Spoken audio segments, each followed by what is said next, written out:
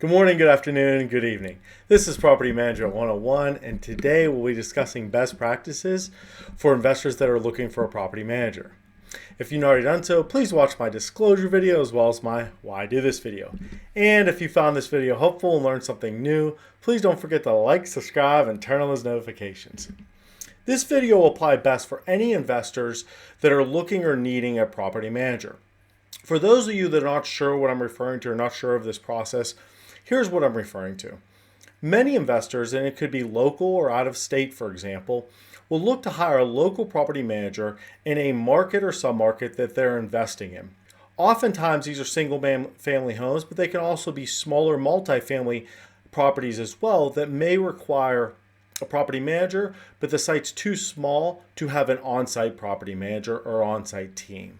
This is where a local property manager comes into play because they know the market, they know the rules and regulations, their license, and so this is often something investors will look for, and they may have 5 or 6 different property managers if their portfolio is big enough, even in the same market, just depending on their size and the type of asset they're looking to rent.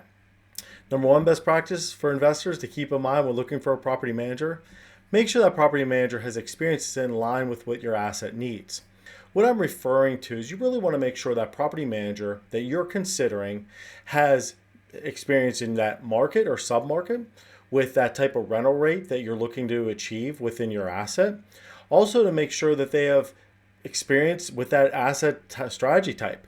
For example, if they're used to managing B and C class properties, but your property is probably an A property on the upper end of that class, then that may or may not be the property manager you want to go with just because they don't have experience in that type of rental rates or that type of asset. Number two best practice to keep in mind when selecting your property manager, make sure it's a good personality match. This is something that does not get enough attention when you're considering a property manager.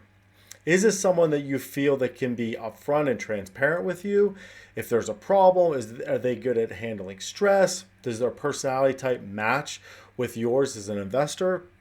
Is their personality something that really mirrors what is needed for that asset type? So these are all things to consider as you learn about different property managers you're potentially looking to work with.